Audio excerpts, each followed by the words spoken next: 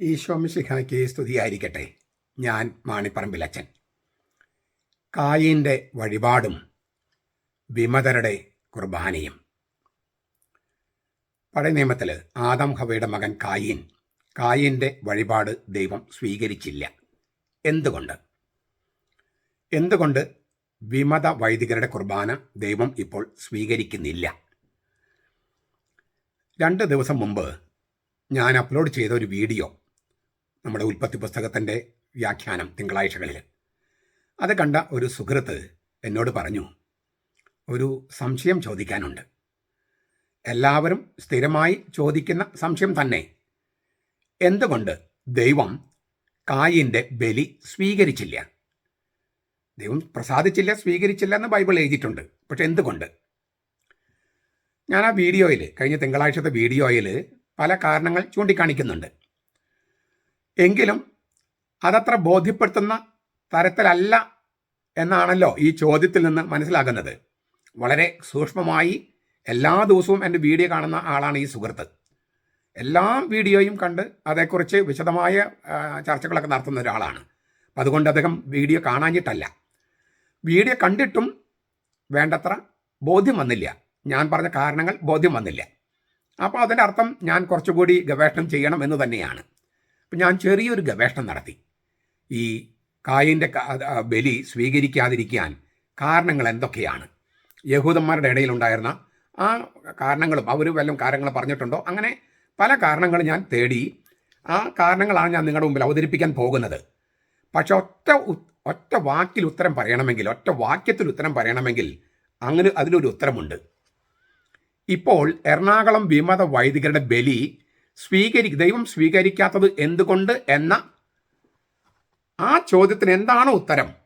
ആ ഉത്തരം തന്നെയാണ് കായീൻ്റെ വഴിപാട് ദൈവം സ്വീകരിക്കാത്തതിനുള്ളത്. ഇപ്പം നമുക്ക് കായീൻ്റെ വഴിപാട് ദൈവം എന്തുകൊണ്ട് സ്വീകരിച്ചില്ല എന്ന് നമ്മുടെ കൺവെട്ടത്തൊരു തെളിവ് നൽകിയിരിക്കുകയാണ്. ഒരു തെളിവല്ല, 10 തെളിവുകൾ നൽകിയിരിക്കുകയാണ്. വിമത വൈദികരുടെ കുർബാന ദൈവം എന്തുകൊണ്ട് സ്വീകരിക്കുന്നില്ല? അപ്പം ആ കായീൻ്റെ വഴിപാടും നമ്മുടെ വിമത വൈദികരുടെ വഴിപാടും തമ്മിലുള്ള സാമ്യങ്ങളാണ്. അത് എൻ്റെ കണ്ടുപിടുത്തങ്ങളൊന്നുമല്ല, ഞാൻ ഗവേഷണം നടത്തിയിട്ട് ഞാൻ കണ്ടുപിടിക്കുകയല്ല. ഈ മറ്റുള്ളവർ, വലിയ മനുഷ്യർ പറഞ്ഞിരിക്കുന്ന ആ കാര്യങ്ങൾ ഞാനൊന്ന് സംഗ്രഹിച്ച് നിങ്ങളുടെ മുമ്പിൽ അവതരിപ്പിക്കുകയാണ്. കായീൻ്റെ വഴിപാടിൽ എന്തോ കുറവുണ്ട്. അത് നമ്മളെങ്ങനെ മനസ്സിലാക്കുന്നത്? ദൈവം അവൻ്റെ വഴിപാട് സ്വീകരിച്ചില്ല. അപ്പോൾ എന്തോ പ്രശ്നമുള്ളത് കൊണ്ടാണ് ദൈവം സ്വീകരിക്കാതിരുന്നത്. എന്താണെന്ന് തിരുവചനം കൃത്യമായി നമ്മെ അറിയിക്കുന്നില്ല.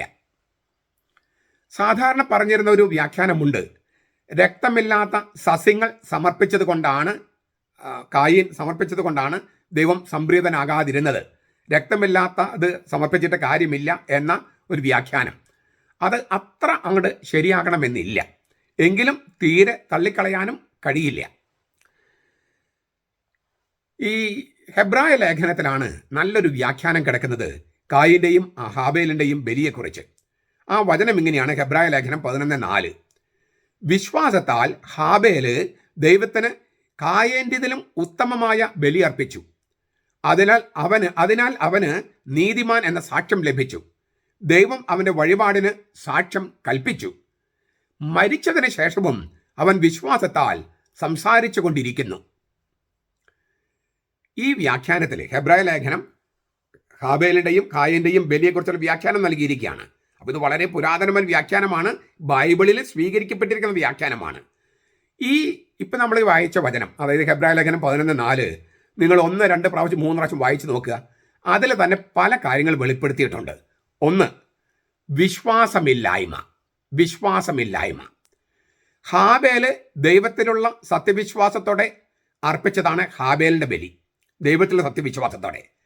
വിശ്വാസമില്ലാതെ ദൈവത്തെ പ്രസാദിപ്പിക്കാൻ കഴിയില്ല. ഹെബ്രായ ലേഖനം 11:6 പറയുന്നുണ്ട്, വിശ്വാസമില്ലാതെ ദൈവത്തെ പ്രസാദിപ്പിക്കാൻ കഴിയില്ല. കായീൻ വിശ്വാസത്താൽ പ്രേരിതമായിട്ടല്ല വഴിപാട് കൊണ്ടുവന്നതും യാഗം കഴിച്ചതും. വിശ്വാസം കൂടാതെ ചെയ്യുന്ന എന്തും പാപമാണ്. റോമാലേഖനം 14:23. ഈ 2 വചനങ്ങൾ നമുക്ക് ഒന്നുകൂടി കേൾക്കുക. ഹെബ്രായ ലേഖനം 11:6, റോമാലേഖനം 14:23. വിശ്വാസമില്ലാതെ ദൈവത്തെ പ്രസാദിപ്പിക്കാൻ കഴിയില്ല. 1. 2, വിശ്വാസം കൂടാതെ ചെയ്യുന്ന എന്തും പാപമാണ്.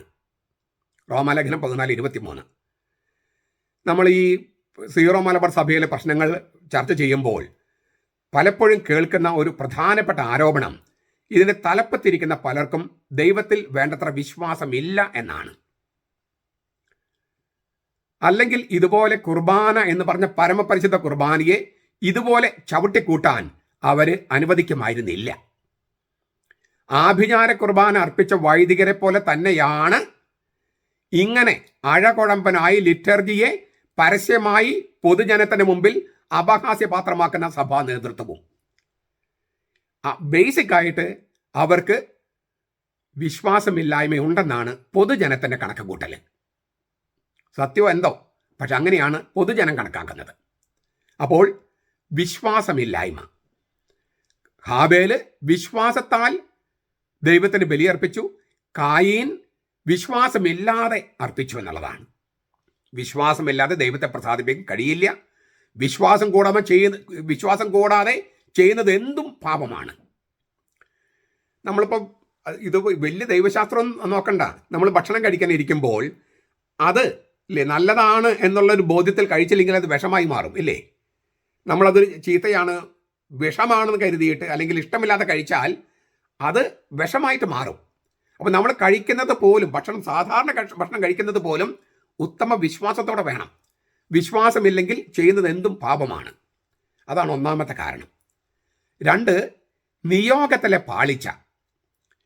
അവിടെ എഴുതിയിരിക്കുകയാണ്, ഹാബേല് ദൈവത്തിന് കായീൻ്റെതിനേക്കാളും ഉത്തമമായ ബലിയർപ്പിച്ചു. ഉത്തമം.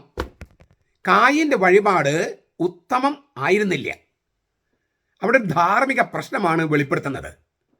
അർപ്പകന്റെ മനോഭാവം അർപ്പണം സ്വീകരിക്കാൻ അത്യാവശ്യമാണ്. അർപ്പകന്റെ മനോഭാവം അർപ്പണം സ്വീകരിക്കാൻ അത്യാവശ്യമാണ്. ശരിയായ നിയോഗത്തോടെയല്ല ബലി അർപ്പിക്കുന്നതെങ്കിൽ അത് അസാധുവാണ്. കാരണം ദൈവം അത് സ്വീകരിക്കുന്നില്ല. ദൈവം സ്വീകരിക്കുന്നതിനെയാണ് സാധുവെന്ന് പറയണേ. ദൈവം സ്വീകരിക്കുന്നില്ലെങ്കിൽ അത് അസാധുവാണ്. നമ്മൾ കത്തോലിക്ക സഭയിലെ കുർബാന അർപ്പണത്തെക്കുറിച്ചുള്ള ഡോക്യുമെന്റുകൾ വായിച്ചാൽ ഏറ്റവും ലേറ്റസ്റ്റ് അടക്കം എന്താ പറഞ്ഞിരിക്കുന്നത്, ഈ കുർബാന കൊണ്ട് സഭ എന്തുദ്ദേശിക്കുന്നുവോ, സഭയുടെ നിയോഗം എന്താണോ അത് സംഭവിക്കട്ടെ എന്ന് കുർബാന അർപ്പിക്കുന്ന വൈദികന് ആ നിയോഗമില്ലെങ്കിൽ ആ കുർബാന സാധുവല്ല. സഭ എന്താണോ ആഗ്രഹിക്കുന്നത്, നിയോഗം എന്ന് പറഞ്ഞാൽ ആളുകൾ എനിക്ക് വേണ്ടി പ്രാർത്ഥിക്കാൻ, എൻ്റെ അപ്പന് വേണ്ടി പ്രാർത്ഥിക്കാൻ, അമ്മയ്ക്ക് വേണ്ടി പ്രാർത്ഥിക്കാൻ എന്നൊക്കെ പറഞ്ഞു കൊടുക്കും. ആ നിയോഗമല്ല ഉദ്ദേശിക്കുന്നത്. ആ നിയോഗം പലപ്പോഴും അനൗൺസ് ചെയ്യും. അതല്ലാതെ സഭയ്ക്കൊരു നിയോഗമുണ്ട്. ഈ കുർബാന എന്ന് പറയുന്നത് കർത്താവ് സഭയാണ് ഏൽപ്പിച്ചിരിക്കുന്നത്. അപ്പം സഭ ഈ കുർബാന കൊണ്ട് എന്താണോ ഉദ്ദേശിക്കുന്നത് അത് സംഭവിക്കട്ടെ എന്ന് കുർബാന അർപ്പിക്കുന്ന അച്ഛന് നിയോഗമില്ലെങ്കിൽ, ആ ഉദ്ദേശമില്ലെങ്കിൽ ആ കുർബാന സാധുവല്ല. നമ്മളിപ്പോൾ ഒരു കാനഡയിൽ പറയുന്നൊരു സംഗതി കൂടി ഞാൻ പറയാം. ഇതിനോട് ബന്ധപ്പെട്ട് ഒരാൾ ആക്സിഡൻ്റായിട്ട് മരിക്കാൻ പോകുകയാണ്. ആക്സിഡൻ്റായിട്ട് മാമോയിസം സ്വീകരിക്കാത്ത ഒരാളാണ്, മരിക്കാൻ പോകുകയാണ്. അയാൾക്ക് മാമോയിസം സ്വീകരിക്കണം. അച്ഛന്മാരാരുമില്ല, ഇയാളെ കൊണ്ടുപോകാനും നിവൃത്തിയില്ല. സഭയുടെ നിയമം അനുസരിച്ച്, പ്രത്യേകിച്ചും ലത്തീൻ സഭയുടെ നിയമം അനുസരിച്ച് ഒരു ഹിന്ദുവിനോ മുസ്ലിമിനോ പോലും മാമോയിസം മുക്കാം. പക്ഷെ 2 കാര്യങ്ങൾ വേണം. ഒന്ന്, ഇയാൾ പറയണ, ഈ മരിക്കാൻ പോകുന്ന ആൾ പറയണ എനിക്ക് മാമോയിസം സ്വീകരിക്കണം.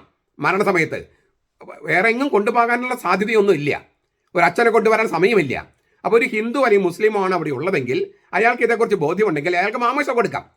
ക്രിസ്ത്യാനി തന്നെ ആകണം നിർബന്ധമൊന്നുമില്ല, കത്തോലിക്കാണെന്ന് നിർബന്ധമില്ല. ഹിന്ദുവിനോ മുസ്ലിമിനോ മാമോയിസം കൊടുക്കാം മരണസമയത്ത്. പക്ഷേ 2 കാര്യങ്ങൾ വേണം. ഒന്ന്, പിതാവിൻ്റെയും പുത്രനെയും പരിശുദ്ധ നാമത്തിൽ നിന്ന് ഞാൻ മാമോയിസം മുക്കുന്നെന്ന വാക്ക് അങ്ങനെ തന്നെ പറയണം. അതിൽ മിസ്റ്റേക്ക് പാടില്ല. 2, കത്തോലിക്ക സഭ എന്താണോ ഈ ഇതുകൊണ്ട് ഉദ്ദേശിക്കുന്നത് അതുകൂടെ സംഭവിക്കട്ടെ എന്നുള്ള നിയോഗം വേണം. എന്നിട്ട് വെള്ളമൊഴിച്ചാൽ മാമോദീസയായി. പിന്നെ അത് ഇനിയിപ്പോൾ അയാൾ ജീവിക്കുകയാണെങ്കിൽ രജിസ്റ്ററിൽ വേറെ മാമോയിസം മുക്കണ്ട, രജിസ്റ്ററിൽ കയറ്റാം. അപ്പോൾ 2 കാര്യങ്ങളാണ്. ഒന്ന് അതിൻ്റെ ആ ഫോം, മറ്റൊന്ന് സഭയുടെ നിയോഗം, കണ്ടന്റ്, ഉള്ളടക്കം. സഭ ഇതുകൊണ്ട് എന്താണോ ഉദ്ദേശിക്കുന്നത്, കത്തോലിക്ക ഇതുകൊണ്ട് എന്താണോ ഉദ്ദേശിക്കുന്നത് അത് നടക്കട്ടെ എന്നുള്ള പ്രാർത്ഥന വേണം. അത് വേണം, ആ നിയോഗം വേണം. നമ്മൾ ഈ ഏകീകൃത കുർബാന, അതായത് ഉച്ച കഴിഞ്ഞ് 3 മണിക്ക് 3:30 ചൊല്ലുന്ന കുർബാനയിൽ അച്ഛന്മാർക്ക് അങ്ങനെ നിയോഗമുണ്ടോ? പലർക്കും സംശയമുണ്ട്. അവർക്ക് ഈ ലിറ്റർജിക്കൽ വേരിയൻ്റ് പോലത്തെ എന്തോ അനുവദിച്ച് കിട്ടാൻ, അതായത് ഷെഡ്യൂൾഡ് കുർബാന, ജനാഭിമുഖ കുർബാന അനുവദിച്ച് കിട്ടാൻ വേണ്ടി ചെയ്യുന്ന ഒരു തട്ടിപ്പ് പരിപാടിയല്ലേ ഈ ഏകീകൃത കുർബാന എന്ന് പലർക്കും സംശയമുണ്ട്. അതുകൊണ്ടാണ് ഈ ജനാഭിമുഖ കുർബാനയിൽ പങ്കെടുക്കാൻ അവർക്ക് താല്പര്യമില്ലാത്തത്. ഏകീകൃത കുർബാനയിൽ പങ്കെടുക്കുന്നത് ഉച്ച കഴിഞ്ഞ് 3:30. കാരണം എന്താ? അവർക്ക് നിയോഗമുണ്ടോ എന്ന് ജനങ്ങൾക്ക് സംശയം. നിയോഗമുണ്ടോ എന്ന് ഈ വൈദികന് സഭ എന്ത് ആഗ്രഹിക്കുന്നുവോ അത് ചെയ്യാൻ ഈ കൊച്ചച്ചന്മാർ പട്ടം കിട്ടിയവർക്കും ഇങ്ങനെ ശുദ്ധമായ നിയോഗമുണ്ടോ എന്ന് സംശയമുണ്ട് ആളുകൾക്ക്. മെത്രാപ്പൊലീത്ത അർപ്പിച്ച കുർബാനയ്ക്കും ഇങ്ങനെ ഒരു നിയോഗമുണ്ടോ എന്ന് സംശയിക്കുന്നവർ നമ്മുടെ സഭയിലുണ്ട്. സംശയത്തിലാണ് ഇപ്പോൾ കുർബാന നടക്കണേ. ഏത് മെത്രാപ്പൊലീത്ത അർപ്പിക്കുന്ന കുർബാന പോലും സാധുവാണോ നിയമാനുസൃതമാണോ എന്ന് പൊതുജനത്തിന്, വിശ്വാസികൾക്ക് സംശയം. ഇങ്ങനെ സംശയത്തിൽ നിലനിർത്തുന്നത് എത്ര വലിയ അപരാധമാണ്, എത്ര വലിയ അപരാധമാണ്. അത് ചിന്തിക്കാൻ പോലും മറ്റുള്ള മെത്രാന്മാർക്കും കഴിയാത്തതൊക്കെ നമ്മുടെ സഭയുടെ ദുരന്തം എന്നല്ലാതെ മറ്റൊരു വാക്കുകൊണ്ടും ചിഹ്നപ്പെടുത്താൻ കഴിയില്ല അതിനെ. കായീന്റെ നിയോഗത്തിൽ പാളിച്ച ഉണ്ടായിരുന്നു എന്നാണ് ഹെബ്രായ ലേഖനം പറയണേ. ഉത്തമമായിരുന്നില്ല, ഉത്തമമായി നിയോഗമുണ്ടായിരുന്നില്ല. 3 ഹെബ്രായ ലേഖനം 11:4 കാര്യം പറയണേ. മരിച്ച ശേഷവും ഹാബേൽ വിശ്വാസത്താൽ സംസാരിച്ചു കൊണ്ടിരിക്കുന്നു. നിന്റെ സഹോദരന്റെ രക്തം, അതായത് ജീവൻ, മണ്ണിൽ നിന്ന് എന്നെ വിളിച്ചു കരയുന്ന ശബ്ദം കേൾക്കുമെന്ന് ദൈവം കായീനോട് പറയുന്നുണ്ട്. ഉൽപ്പത്തി 4:10. നിന്റെ സഹോദരന്റെ രക്തം, മരിച്ചിട്ടാണല്ലോ, മരിച്ചതിന് ശേഷമാണല്ലോ, രക്തം മണ്ണിൽ നിന്ന് തന്നെ വിളിച്ച് കരയുന്നു. ഇത് നമ്മുടെ പെന്തക്കോസ്തക്കാരും യഹോവ സാക്ഷികളൊക്കെ കേൾക്കണം കേട്ടോ. നിന്റെ സഹോദരന്റെ രക്തം, അതായത് ജീവൻ, മണ്ണിൽ നിന്ന് എന്നെ വിളിച്ച് കരയുന്ന ശബ്ദം നീ കേൾക്കൂ. മരിച്ച ആളുടെ പ്രാണൻ, ജീവൻ, രക്തം ദൈവത്തെ വിളിച്ച് കരയുന്നു. അതായത് നീതിമാന്മാർ മരിച്ചാലും അങ്ങേ ലോകത്ത് ജീവിച്ചിരിക്കുന്നുവെന്നും അവർ നമ്മോട് സംസാരിക്കുന്നുവെന്നുമാണ് ഇതിൻ്റെ ധ്വനി. ഈ വിശ്വാസം കായീനില്ലായിരുന്നു. മാത്രമല്ല വേറെ അർത്ഥം കൂടി ഉണ്ടാകാം. വിശ്വാസത്തിലൂടെ ഇന്നും നിലനിൽക്കുന്ന സാക്ഷ്യം നൽകിക്കൊണ്ടിരിക്കുകയാണ് ഹാബേൽ. വിശുദ്ധനായ ഹാബേൽ ഇന്നും ജീവിച്ചിരിക്കുകയാണ്, ഇപ്പൊ സാക്ഷ്യം നൽകുകയാണ്. അദ്ദേഹത്തിന്റെ ജീവിതം ഇന്നും നമ്മൾ സംസാരിക്കുകയാണ്. അപ്പോൾ വിശുദ്ധരുടെ സാക്ഷ്യം, അവർ ജീവിച്ചിരിക്കുന്നു. വിശുദ്ധരുടെ മാധ്യസ്ഥം, അവർ വിളിച്ച് കരയുന്നു, ദൈവത്തെ വിളിച്ച് കരയുന്നു, പ്രാർത്ഥിക്കുന്നു. ഇത്തരം കാര്യങ്ങളിലൊന്നും കായീന് വിശ്വാസമില്ല. കായീൻ നമ്മുടെ പെന്തക്കോസ്തക്കാരെ പോലെയും യഹോവ സാക്ഷികളെ പോലെയും ദൈവസഭക്കാരെ പോലെയും ക്രിസ്റ്റഡൽഫൻസിനെ പോലെയും അങ്ങനെയുള്ള കത്തോലിക്ക സഭ വിട്ടുപോയവരെ പോലെയാണ്. അവർക്കൊന്നും കൂതാശിയില്ല. നമ്മുടെ വിമത വൈദികരുടെ അവസ്ഥ തന്നെയല്ലേ? വിമത വൈദികരുടെ അവസ്ഥ ഇതേ പ്രശ്നം തന്നെയാണ്. അവർ കത്തോലിക്ക സഭയുടെ കുർബാനയാണോ അർപ്പിക്കണേ? അല്ലല്ലോ. ഏതൊരു ഏകം സ്വതന്ത്ര സഭയുടെ അത് കുർബാനയാകുന്നത് എങ്ങനെ? ദൈവം അതിൽ പ്രസാദിക്കുന്നത് എങ്ങനെ? ദൈവം പ്രസാദിക്കില്ല. കായീൻ്റെ വഴിപാടിൽ ദൈവം പ്രസാദിക്കാതിരുന്നത് പോലെ തന്നെയാണ് ഇവിടെയും. 4-മത്തെ ഒരു കാരണം, മഹാപ്രളയത്തിന് മുമ്പ് ജീവിച്ചിരുന്ന നീതിമാന്മാർ 3 ലക്ഷ്യങ്ങളോടെയാണ് യാഗമോ വഴിപാടോ കഴിച്ചിരുന്നത്. മഹാപ്രളയത്തിന് മുമ്പ്, അപ്പോൾ ഈ കായീനൊക്കെ അതിന് മുമ്പാണല്ലോ. മഹാപ്രളയം ലോക ചരിത്രത്തെ 2ആക്കി തിരിച്ചു. പ്രളയത്തിന് മുമ്പ്, പ്രളയത്തിന് ശേഷം. മഹാപ്രളയത്തിന് മുമ്പ് 3 ലക്ഷ്യങ്ങളോടെയാണ് നീതിമാന്മാർ യാഗമോ വഴിപാടോ അർപ്പിച്ചിരുന്നത്. ഒന്നാമതായി, പാപം മൂലം മനുഷ്യൻ തൻ്റെ പ്രാണനെ കൊലയ്ക്ക് കൊടുക്കുന്നുവെന്ന് ബോധ്യപ്പെടുത്താൻ. എന്തിനാണ് മൃഗബലി? പ്രത്യേകിച്ചും ഹാബേൽ ആട്ടിൻകുട്ടികളൊന്ന് കൊടുത്തു. മനുഷ്യൻ തൻ്റെ പ്രാണനെ കൊലയ്ക്ക് കൊടുക്കുകയായിരുന്നു പാപത്തിലൂടെ.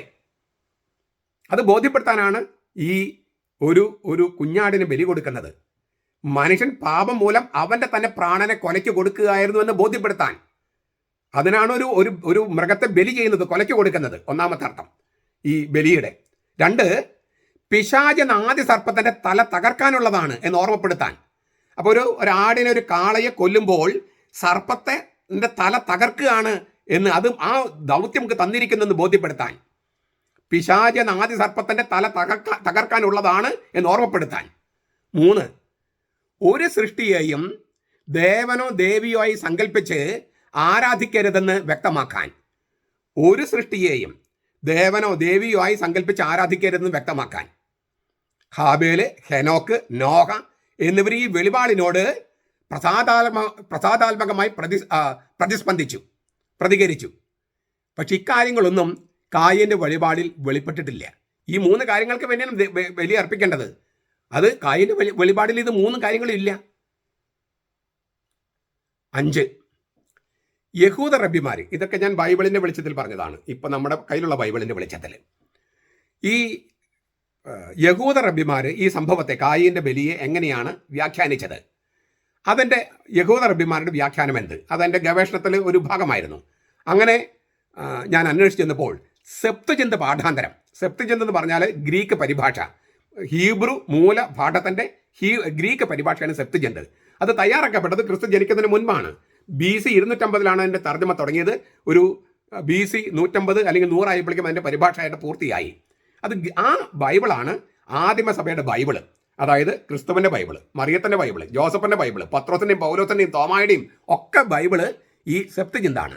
നിങ്ങൾ പുതിയ നിയമത്തിൽ ഉദ്ധരണികൾ നോക്കിയാൽ മിക്കവാറും എല്ലാം തന്നെ ഈ സെപ്തുജിന്തിൽ നിന്നാണ്. അപ്പോൾ ഈ സെപ്തുജിന്തിൽ കാണുന്ന ഒരു വ്യാഖ്യാനമാണ് യഹൂദ റബ്ബിമാർ കൊടുത്തിരിക്കുന്ന വ്യാഖ്യാനമാണ്. യഹൂദ റബ്ബിമാരാണ് ഈ സെപ്തുജിന്ത് തയ്യാറാക്കിയത്. അപ്പോൾ അവരൊരു വ്യാഖ്യാനത്തോടു കൂടിയാണ് ഇത് തർജ്ജമ ചെയ്തിരിക്കുന്നത്. ഉൽപ്പത്തി 4:7 ഹീബ്രുവിൽ ഇങ്ങനെ കിടക്കുന്നത്: നീ നന്മ ചെയ്യുന്നുവെങ്കിൽ പ്രസാദമുണ്ടാകയില്ലയോ? നീ നന്മ ചെയ്യുന്നുവെങ്കിൽ പ്രസാദമുണ്ടാകയില്ലയോ? ഉൽപ്പത്തി 4:7. പക്ഷെ ഇതിൻ്റെ സെപ്തുജിന്ത് പാഠാന്തരം ഒരല്പം അന്തരമുള്ളതാണ്. അത് യഹൂദ റബ്ബിമാർ നൽകിയിരിക്കുന്ന വ്യാഖ്യാനം അടക്കമുള്ളൊരു തർജ്ജമയാണ്. എന്നാണ് ആ ഭാഗം എങ്ങനെയാണ് തർജ്ജമ ചെയ്തിരിക്കുന്നത്? നീ ശരിയായി വഴിപാട് കൊണ്ടുവരികയും ശരിയായ രീതിയിൽ ഭാഗിച്ച് വിതരണം ചെയ്യുകയും ചെയ്യാത്തത് കൊണ്ടല്ലേ നീ പാപം ചെയ്തത്. നീ ശരിയായി വഴിപാട് കൊണ്ടുവരികയും ശരിയായ രീതിയിൽ ഭാഗിച്ച് വിതരണം ചെയ്യുകയും ചെയ്യാത്തത് കൊണ്ടല്ലേ നീ പാപം ചെയ്തത്.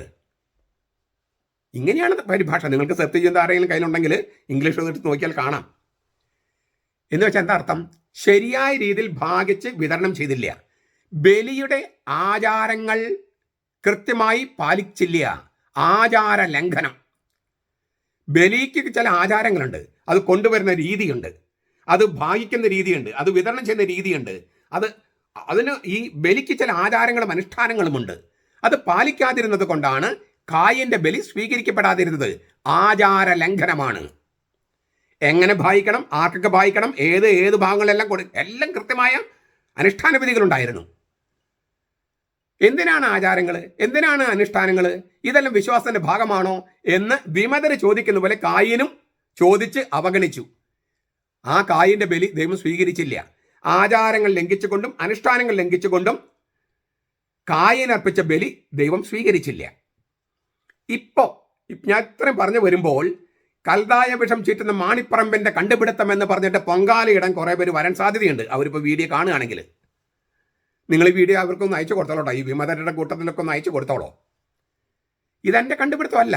നിങ്ങൾക്ക് സെപ്തുജിന്ത് പരിഭാഷ നിങ്ങളുടെ കയ്യിൽ കാണും. ഇല്ലെങ്കിൽ നിങ്ങൾ ഇപ്പം എല്ലാം ചാറ്റ് GPT ആണല്ലോ നിങ്ങൾ നോക്കുന്നത്, അല്ലെങ്കിൽ ആർട്ടിഫിഷ്യൽ ഇൻ്റലിജൻസ്. അവിടെ നിന്ന് ചെയ്ത് നോക്കിക്കോളൂ, അതിന് വ്യാഖ്യാനം ചെയ്ത് കൊടുത്ത് നോക്കൂ. ഞാൻ പറഞ്ഞ പോലെ അവിടെ ഉണ്ടോ എന്ന്. മാണിപ്പറമ്പലച്ചൻ്റെ വ്യാഖ്യാനം കണ്ടുപിടുത്തമൊന്നും അല്ലത്. ആചാര ലംഘനം. നീ ശരിയായ രീതിയിൽ വഴിപാട് കൊണ്ടുവന്നില്ല, ശരിയായ രീതിയിൽ ഭാഗിച്ചില്ല, ശരിയായ രീതിയിൽ വിതരണം ചെയ്തില്ല. ആചാരങ്ങൾ, ബലിയുടെ ആചാരങ്ങൾ നീ പാലിച്ചില്ല, അനുഷ്ഠാനങ്ങൾ നീ പാലിച്ചില്ല. അതുകൊണ്ടാണ് നീ പാപം ചെയ്തത്. ഇപ്പൊ വിമതരെ ചെയ്യുന്നത് ഇത് തന്നെയല്ലേ. സഭ പറഞ്ഞിരിക്കുന്ന ചില ആചാരങ്ങളും അനുഷ്ഠാനങ്ങളുമുണ്ട്, അത് പാലിക്കുന്നില്ല. ഈ പല രൂപതകളിലും മെത്രാമക്ക് അവകാശങ്ങളുണ്ട്, അവരുടെ ചില സവിശേഷ അധികാരങ്ങളുണ്ട്. ദേവാലയ വിരി വേണോ വേണ്ടേ എന്നൊക്കെ നിശ്ചയിക്കുന്നത് മെത്രാമ്മയുടെ അധികാരം തന്നെയാണ്. പക്ഷേ സഭയോട് ചേർന്ന് ചിന്തിക്കുന്ന മെത്രാന്മാരെന്താ വിചാരിക്കുക? എൻ്റെ അവകാശം ഉപയോഗിക്കാമെന്നാണോ അതോ സഭയിൽ ഏകീകൃത രീതി കൊണ്ടുവരാൻ ശ്രമിക്കുമെന്നാണോ? വ്യത്യാസം മനസ്സിലായ? സീറോ മലബാർ സഭയിൽ ഐക്യം വരണമെങ്കിൽ ലിറ്ററേച്ചറിൽ ഐക്യം വേണം. അപ്പോൾ ഓരോ മെത്രാനും അവർക്കുള്ള വിശേഷ അധികാരങ്ങൾ ഉപയോഗിച്ചിട്ട് ആ അധികാരം കാണിക്കാൻ വേണ്ടി എക്സെപ്ഷൻസ് കൊടുത്താൽ എപ്പോഴെങ്കിലും ഏകീകൃത രൂപം ഉണ്ടാവുമോ കത്തോലിക്ക സീറോ മലബാർ സഭയിൽ?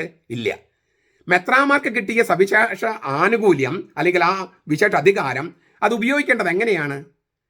സഭയിൽ ഐക്യതയുണ്ടാകാൻ ഏതെല്ലാം ഘടകങ്ങൾ വേണോ അതൊക്കെ ഉൾപ്പെടുത്തുകയാണ് വേണ്ടത്, അല്ലാണ്ട് എക്സെപ്ഷൻ കൊടുക്കല്ല വേണ്ടേ.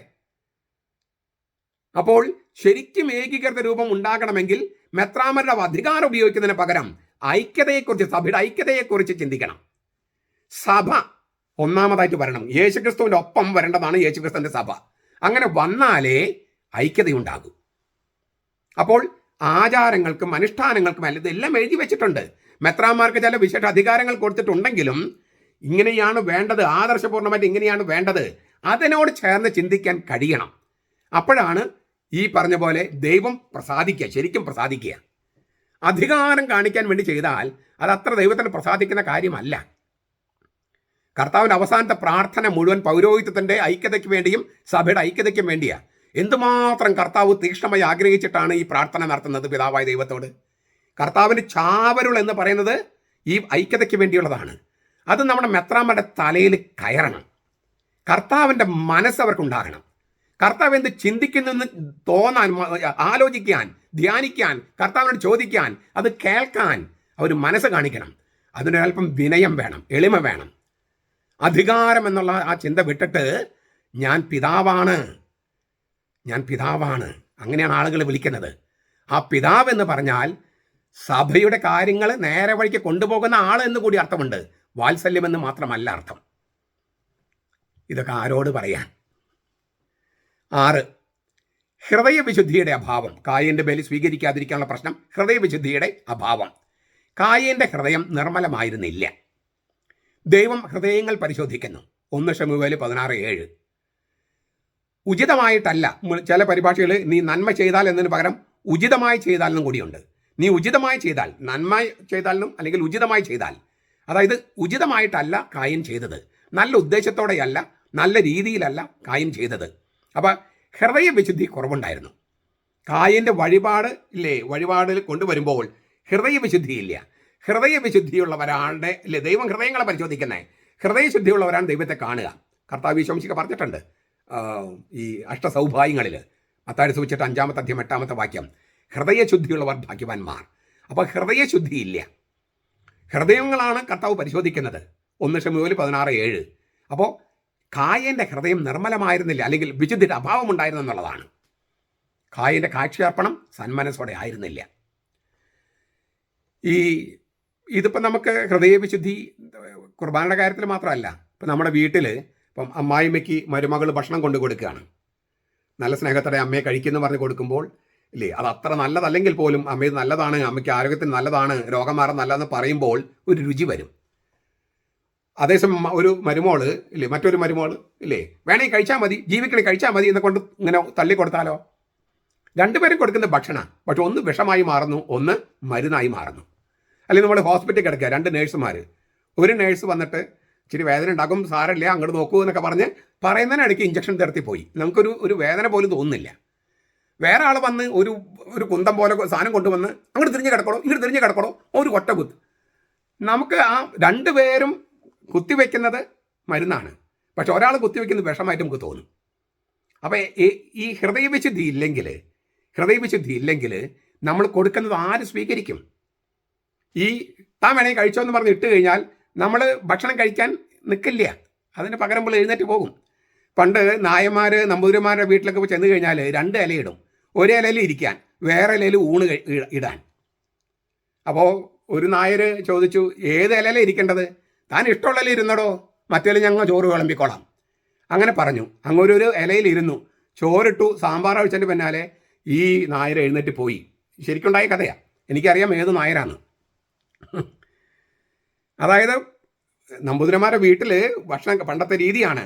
ഭക്ഷണം കഴിക്കാൻ ചെല്ലുമ്പോൾ പായിടലൊന്നുമില്ല, തടുക്കിടലൊന്നുമില്ല നായന്മാർ താഴ്ന്ന ജാതിയാണല്ലോ. അപ്പോൾ 2 ഇലയിടുകയാണ്. ഏത് ഇലയിൽ ഇരിക്കേണ്ട ചോദിച്ചപ്പോൾ താൻ ഇഷ്ടമുള്ള ഇല ഇരുന്നോ? അങ്ങനെ നമ്പൂതിരി പറഞ്ഞാൽ അവിടെ ഇരുന്ന് ഭക്ഷണം കഴിക്കാൻ ആ നായർക്ക് പറ്റുമോ? അതുകൊണ്ട് ഭക്ഷണം കഴിക്കാതെ എഴുന്നേറ്റ് പോയി ആ നായർ. ആത്മാഭിമാനമുള്ളവർ അങ്ങനെയാണ്, ചത്താലും സാരില്ലെന്ന് വിചാരിക്കും. ഇത് തന്നെയാണ് ഹൃദയവിശുദ്ധി ഇല്ലെങ്കിൽ. ഈ കൊടുക്കുന്നത് ഏത് വഴിപാടാണെങ്കിലും ഭക്ഷണമാണെങ്കിലും ഹൃദയവിശുദ്ധി വേണം. തീർന്നില്ല, ഹൃദയവിശുദ്ധി ഇല്ലെന്ന് മാത്രമല്ല, 7-ാമത്തെ കാരണമാണ് പറഞ്ഞത്, കുറ്റവാസനയിൽ നിന്ന് ഉയരുന്ന ധാർഷ്ട്യമുണ്ടായിരുന്നു. കുറ്റവാസനയിൽ നിന്ന് ഉയരുന്ന ധാർഷ്ട്യം ആർക്ക്? കായന്. കുറ്റവാസന ഉണ്ടായിരുന്നു. നിലം ഉഴുത് കൃഷി ഇറക്കിയതും നോക്കി പരിപാലിച്ചതും ഞാൻ. ദൈവം പ്രത്യേകിച്ച് ഒന്നും തന്നെ ചെയ്തിട്ടില്ല. ഒരുതരം കമ്മ്യൂണിസ്റ്റ് ചിന്ത. നമ്മൾ കൊയ്യും വയലെല്ലാം നമ്മുടേതാകും, എന്നിട്ട് പൈങ്കിളിയാ, അങ്ങനെ ഒരു പാട്ടല്ലേ? അതന്നെ. ദൈവത്തിന് ഇവിടെ എന്ത് റോള്? ഞങ്ങൾ കൊയ്യും വയൽ ഒക്കെ ഞങ്ങളുടെയാണ്. മുതലാളി പോലും വേണ്ട. മുതലാളിക്ക് ഞങ്ങളിലെ പണിയെടുക്കുന്നത്, തൊഴിലാളി മാത്രം മതി. മുതലാളി വേണ്ട, പണമിറക്കണ്ട, ക്യാപിറ്റൽ വേണ്ട, മൂലധനം വേണ്ട, അതൊന്നും വേണ്ട. അത്രേ ഇങ്ങനെ തൊഴിലാളികളെ വിഗ്രഹവൽക്കരിക്കുന്ന ഒരു കമ്മ്യൂണിസ്റ്റ് ചിന്ത. ഇതാണ് ഈ കായിന്. നിലമുഴുത് കൃഷി ഇറക്കിയതും നോക്കി പരിപാലിച്ചതും ഒക്കെ ഞാൻ. ദൈവം പ്രത്യേകിച്ച് ഒന്നും തന്നെ ചെയ്തിട്ടില്ല. അപ്പൊ ഞാൻ അധ്വാനിച്ചതിന്റെ പങ്ക് എന്തിന് ദൈവത്തിന് കൊടുക്കണം? മനുഷ്യന്റെ കാര്യത്തിൽ ആകാശവാസിയായ ദൈവത്തിന് എന്ത് താല്പര്യം? അതിനാൽ ദൈവത്തിന് എന്തെങ്കിലും കൊടുക്കേണ്ടതില്ല. അപ്പൊ പിന്നെ എന്തിനാണ് വഴിപാട് കൊണ്ടുവന്നേ? അത് നാട്യമാണ്, കാപഡ്യം. കൊടുക്കാൻ ഇഷ്ടമൊന്നുമില്ല. ചില കമ്മ്യൂണിസ്റ്റുകാർ തലയിൽ മുണ്ടിട്ട് അമ്പലത്തിൽ പോകില്ലേ? ദൈവമില്ലെന്ന് പറയുകയും പോവുകയും ചെയ്യും. കാപഡ്യമല്ല അത്. തലയിൽ മുണ്ടിട്ടിട്ട കർത്താവിൻ്റെ അടുത്ത് പോകും, ദൈവത്തിൻ്റെ അടുത്തും പോകേണ്ടത്. 8, ദൈവത്തെ അംഗീകരിക്കാനുള്ള വിസമ്മതം. ഈ നേരത്തെ പറഞ്ഞ പോയിന്റിനോട് ബന്ധപ്പെട്ട് വരുന്നതാണ്. ദൈവമായുള്ള ബന്ധം അംഗീകരിക്കാൻ കാര്യം തയ്യാറല്ല. ദൈവം ഉണ്ടെന്ന് വിശ്വസിക്കുന്നത് മാത്രമല്ല, ചിലപ്പോൾ ദൈവം ഉണ്ടാകാതിരിക്കാം. അതാണ് മുമ്പത്തെ കാര്യം. ഉണ്ടെങ്കിലും ദൈവമായിട്ട് ബന്ധപ്പെടാൻ താല്പര്യമില്ല. ദൈവം സ്രഷ്ടാവാണ്, സംരക്ഷകനാണ്, പിതാവാണ്, പരിപാലകനാണ്. അവനുമായിട്ട് ബന്ധത്തിലായാലാണ് മനുഷ്യന് ഒരു സംതൃപ്തി ഉണ്ടാകുക, അവന് ജീവിത സാഫല്യം ഉണ്ടാകുക. ഇങ്ങനെയുള്ളൊരു അടുത്ത ബന്ധം, വിശ്വാസത്തിൻ്റെ ഒരു മറ്റൊരു ചക്രവാളാണ് ഈ പറയണേ. അതുണ്ടായിരുന്നില്ലേ കായേന്? ദൈവത്തോടുള്ള ആന്തരികമായ ഹൃദയാഭിരുചിയാണ് ബാഹ്യമായ കാഴ്ചയർപ്പണത്തിലോ വഴിപാടിലോ പ്രതിഫലിക്കേണ്ടത്. അതില്ലെങ്കിൽ പിന്നെ എന്തിനാണ് വഴിപാട് കൊണ്ടുവന്ന് വീണ്ടും ചോദിക്കാം. മറ്റുള്ളവർ എന്ത് പറയുമെന്ന് വിചാരിച്ചിട്ട്? ഹാബേൽ എന്ത് പറയും? പിന്നെ ആദാമിനും ഹവ്വയ്ക്കും വേറെ മക്കളുണ്ടായിരുന്നു. അപ്പം മറ്റുള്ളവർ എന്ത് വിചാരിക്കും? മനുഷ്യരെ പ്രീതിപ്പെടുത്താനാണ്, ദൈവത്തെ പ്രസാദിപ്പിക്കാനല്ല കായൻ വഴിപാട് കൊണ്ടുവന്നത്. മനുഷ്യരെ പ്രീതിപ്പെടുത്താനാണ്, ദൈവത്തെ പ്രസാദിപ്പിക്കാനല്ല കായൻ വഴിപാട് കൊണ്ടുവന്നത്. ഇത് തന്നെയല്ലേ വിമതര് ചെയ്യണേ? ദൈവത്തെ പ്രസാദിപ്പിക്കാനാ അവർ കുർബാന അർപ്പിക്കണേ? അല്ല. ദൈവത്തെ പ്രസാദിപ്പിക്കാനായിരുന്നെങ്കിൽ അവർ ഷെഡ്യൂൾഡ് സമയത്ത് ദൈവജനം വരുമ്പോൾ സഭയുടെ കുർബാന അർപ്പിച്ചേനെ. അതല്ല, അതിനോട് വിദ്വേഷം വെറുപ്പുള്ളവരുണ്ടെങ്കിൽ അവർക്ക് വേണ്ടി വേണമെങ്കിൽ ഉച്ച കഴിഞ്ഞ് ഒരു ജനാഭിമുഖ കുർബാന അർപ്പിക്കാം. അത് പിന്നെയും സഹിക്കാം, അതും പാടില്ലാത്തതാണ്. പക്ഷേ ദൈവത്തെ പ്രസാദിപ്പിക്കാനാണെങ്കിൽ ഷെഡ്യൂൾഡ് സമയത്താണ് അവൻ്റെ സഭയുടെ കുർബാന ചൊല്ലുക. ഈ ഏകം സ്വന്തം സഭയുടെ കുർബാന ആ സമയത്ത് ചൊല്ലില്ല. ദൈവത്തെ പ്രസാദിപ്പിക്കാനാണെങ്കിൽ. ഇത് ആത്മായ മുന്നേറ്റക്കാരെ പ്രസാദിപ്പിക്കാൻ ആ ബലി ദൈവം സ്വീകരിക്കുമെന്ന് നിങ്ങൾ വിചാരിക്കുന്നുവോ? സ്വീകരിക്കില്ല, ഉറപ്പാണ്. എന്താണ് അനന്തരഫലം? ഈ കായിൻ്റെ കാര്യത്തിൽ എന്തുണ്ടായത്? ദൈവത്തോടുള്ള ദ്വേഷവും സ്വന്തം കൂടപ്പിറപ്പിനോടുള്ള അസൂയും മൂത്ത് കായിൻ ഹാബേലിനെ വയലിൽ വെച്ച് കൊന്നുകളഞ്ഞു. അക്രമം, കൊലപാതകം. ഇതല്ലേ ബോംബ് പോലെ പടക്കമെറിയ, കട്ടിൽ സമരം, വൈദികനെ സഭയുടെ കുർബാന ചൊല്ലിക്കിട്ടുന്ന വൈദികനെ അടിച്ചിറക്കുക, അതൊരു വൈദികന്റെ നേതൃത്വത്തിൽ. അരമന കയ്യേറുക, കുപ്പിയേറിയ, കർത്താവിനെ കുപ്പിയേറിയ, ആഭിചാര കുർബാന അർപ്പിക്കുക, കയ്യേറ്റം ചെയ്യുക, സകല തരത്തിലുള്ള അക്രമവാസനകൾ. ഇതെല്ലാം കൊലപാതകമാണ്. കായേന്റെ കൊലപാതകം അതിന് തുല്യമാണ് ഇതൊക്കെ. എത്ര കൃത്യമായിട്ടാണ് ഈ കായേന്റെ കഥയും വിമതന്റെ കഥയും ഒത്തുവരുന്നത്. 9ാമത്തെ കാരണം സന്തോഷമില്ലായ്മ. സന്തോഷത്തോടെ കൊടുക്കുന്നവനെയാണ് കർത്താവ് കടാക്ഷിക്കുക. 2 കൊരിന്ത്യർ 9:7. പിറുപിറുപ്പോടെ കൊടുക്കുന്നവന് ഇരട്ടി നഷ്ട. തൻ്റെ പണമോ വസ്തുവകളോ വഴിപാടോ അതെന്താണെന്ന് വെച്ചാൽ അത് സംഗതി നഷ്ടപ്പെടും, ദൈവത്തിൻ്റെ വാഴ്വും നഷ്ടപ്പെടും. 2 നഷ്ടങ്ങളാണ് പിറുപിറുപ്പോടെ കൊടുക്കുന്നവന്. സന്തോഷത്തോടെ കൊടുക്കുന്നവനെ ദൈവം സ്വീകരിക്കൂ. God accepts A cheerful giver. 2 കൊരിന്ത്യർ 9:7. ഈ പിറുപിറുപ്പോടെ കൊടുത്താൽ കൊടുത്തതും നഷ്ടപ്പെടും, ദൈവത്തിൻ്റെ വാഴ്വും നഷ്ടപ്പെടും. ഇത് തന്നെയല്ലേ ഏകീകൃത കുർബാന പിറുപിറുപ്പോടെയല്ലേ വിമത വൈദികർ ചൊല്ലുന്നത്? അപ്പോൾ അവർക്ക് 2ഉം നഷ്ടപ്പെടുകയാണ്. അവരുടെ സമയവും നഷ്ടപ്പെടുന്നു, ദൈവത്തിൻ്റെ കൃപയും നഷ്ടപ്പെടുന്നു. 10ാമത്തെ കാരണം ഏറ്റവും നല്ലത് ദൈവത്തിന് എന്ന തത്വമാണ് ഹാബേൽ സ്വീകരിച്ചത്. കടിഞ്ഞൂലുകൾ അതിൽ മേധസ്സോടുകൂടി തന്നെ ഏറ്റവും കൊഴുത്തതിനെ കൊണ്ടുവന്നു. ഏറ്റവും നല്ലത് ദൈവത്തിന്. അതാണ് ഹാബേൽ. കായീൻ തൻ്റെ വിളവിൽ ആദ്യ ഫലങ്ങൾ ദൈവത്തിനായി മാറ്റിവെച്ചില്ല. ആദ്യ ഫലങ്ങൾ കൊണ്ടുവന്ന് അവിടെ എഴുതിയിട്ടില്ല. തൻ്റെ വിളവിൽ ചിലതെല്ലാം കൊണ്ടുവന്നു. കൊടുക്കാം എന്നുള്ള ഇല്ലേ ആ ഒരു ഏറ്റവും നല്ല ദൈവത്തിന് ചിന്തയുണ്ടായിരുന്നില്ല. ഏറ്റവും മുന്തിയത് ദൈവത്തിന് കൊടുത്തില്ല. അതാണ് കായൻ്റെ പാപം. നമ്മുടെ ദിവസത്തിൽ ഏറ്റവും നല്ല സമയം, ഷെഡ്യൂൾഡ് കുർബാന, ഏറ്റവും നല്ല സമയം ദൈവത്തിന് കൊടുക്കാൻ ഈ വിമത വൈദികർ തയ്യാറല്ല.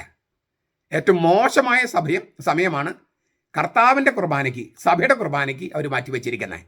നമ്മുടെ നാട്ടിൽ ഉച്ച കഴിഞ്ഞ് 3 മണി 3:30 ഒട്ടും സ്വീകാര്യമല്ലാത്ത സമയമാണ്. യൂറോപ്പിലൊക്കെ 3 മണിക്കൊക്കെ കുർബാനയുണ്ട്, ധാരാളം ആളുകളും വരും. പക്ഷെ അവിടുത്തെ അന്തരീക്ഷമല്ല നമ്മുടെ നാട്ടിൽ. പിന്നെ ഈ 3 മണിക്ക് കുർബാന ഒരു അങ്ങനത്തെ ഒരു സംസ്കാരം നമുക്ക് ഉണ്ടായിട്ടില്ല. ആ സംസ്കാരം ഉണ്ടായിരുന്നെങ്കിൽ സാരമില്ലായിരുന്നു പിന്നെയും വിചാരിക്കാം. അപ്പോൾ ഇപ്പോഴത്തെ നിലയ്ക്ക് ഏറ്റവും മോശം സമയം കർത്താവിന്. ദൈവം സ്വീകരിക്കുമോ? ഏറ്റവും മോശം സമയം, ഏറ്റവും മുന്തിയത്, ഏറ്റവും മെച്ചപ്പെട്ടത്, ഏറ്റവും നല്ലത് ദൈവത്തിന് എന്നല്ലേ? അതല്ലേ നമ്മൾക്ക് പഠിച്ചിരിക്കുന്നത്? ഹാബേൽ അതാ ചെയ്തത്, കായീൻ അതല്ല. വിമത വൈദികർ കായീൻ്റെ ആദ്യത്തെ കൊലപാതകിയായ കായീൻ്റെ തലമുറയിൽപ്പെട്ടവരാണ്. അതുകൊണ്ടാണ് അവർ അക്രമത്തിന് മുതിരുന്നത്. ഫിസിക്കലായിട്ട് കൊലപാതകം ചെയ്തിട്ടില്ലെന്നേ ഉള്ളൂ. കർത്താവിൻ്റെ ഭാഷയിൽ കോപിച്ചിരിക്കുന്നത് കൊലപാതകത്തിന് തുല്യമാണ്. അങ്ങനെയെങ്കിൽ അവർ കായീൻ്റെ കൊലപാതകികളുടെ പിൻതലമുറക്കാരാണ് വിമത വൈദികർ. ഇതവർ കുറ്റപ്പെടുത്താൻ വേണ്ടി പറയല്ല. ദൈവം കായീനോട് എന്താ പറഞ്ഞത്? നീ നന്മ ചെയ്യുന്നെങ്കിൽ നിന്നിലും പ്രസാദിക്കില്ലേ ഞാൻ? നീ നല്ലത് ചെയ്യുന്നില്ലെങ്കിലോ, നന്മ ചെയ്യുന്നില്ലെങ്കിലോ പാപം വാതിൽക്കൽ പതിയിരിക്കുന്നു, അത് നിന്നിൽ താല്പര്യം വെച്ചിരിക്കുന്നു, നീ അതിനെ കീഴടക്കണം. കർത്താവ് ഒരു മുന്നറിയിപ്പ് കൊടുക്കുകയാണ്. വാത്സല്യത്തോടുകൂടി കരുതലോടുകൂടി മുന്നറിയിപ്പ് കൊടുക്കുകയാണ്. ഇതേക്കുറിച്ചൊക്കെ ഞാൻ കഴിഞ്ഞ തിങ്കളാഴ്ചത്തെ ക്ലാസ്സിൽ പറഞ്ഞിട്ടുണ്ട്. ഈ നരഭോജ്യ വേട്ടമൃഗം പോലെയാണ് പാപം എന്നൊക്കെ അതാണ് അതിൻ്റെ തമ്പനയിൽ. ചുരുക്കത്തിൽ വിമത വൈദികരെ നിങ്ങളുടെ കുർബാന, നിങ്ങൾ എന്തൊക്കെ പിടിവാശ കാണിച്ച് കുർബാന ചൊല്ലിയാലും അത് കായീൻ്റെ ബലി പോലെ തള്ളപ്പെടുകയാണ്. കർത്താവ് അതിൽ പ്രസാദിക്കുന്നില്ല. ഇതുകൊണ്ടാണ് ഫ്രാൻസിസ് മാർപ്പാപ്പ അൽമായരോട് നേരിട്ട് വീഡിയോ സന്ദേശത്തിൽ പറഞ്ഞത്, നിങ്ങൾ വിമതരെ പിന്തുടരുക അരുത്. നിങ്ങൾ വിമതരെ പിന്തുടരുക അരുത്. ഈ വീഡിയോ കേൾക്കുന്ന നിങ്ങൾ ആരെങ്കിലും ഉണ്ടെങ്കിൽ നിങ്ങൾ ജനാഭിമുഖ കുർബാനയ്ക്ക് പോകരുത്. ആ കുർബാന കർത്താവ് സ്വീകരിക്കുന്നില്ല. അതുകൊണ്ട് നിങ്ങൾ ജനാഭിമുഖ കുർബാന പങ്കെടുക്കരുത്. ഇത് മാർപ്പാപ്പ നിങ്ങളോട് പറഞ്ഞതാ. നിങ്ങൾ വിമതരെ പിന്തുടരുക അരുത്. വീഡിയോ സന്ദേശത്തിൽ പറഞ്ഞതാണ്. നിങ്ങളത് കേൾക്കൂ, മാർപ്പാപ്പയെ കേൾക്കൂ. എന്നിട്ട് ഈ വിമത വൈദികർ പറയുന്നത് കേൾക്കാതിരിക്കൂ. ചുരുങ്ങിയ പക്ഷം ജനാഭിമുഖ കുർബാനയിൽ പങ്കെടുക്കാതിരിക്കൂ. നമ്മുടെ കർത്താവ് ഈശോ മിശിഹായുടെ കൃപയും പിതാവായ ദൈവത്തിൻ്റെ സ്നേഹവും പരിശുദ്ധാത്മാവിൻ്റെ സഹവാസവും നാം എല്ലാവരോടും കൂടി ഉണ്ടായിരിക്കട്ടെ, ഇപ്പോഴും എപ്പോഴും എന്നേക്കും. ആമേൻ.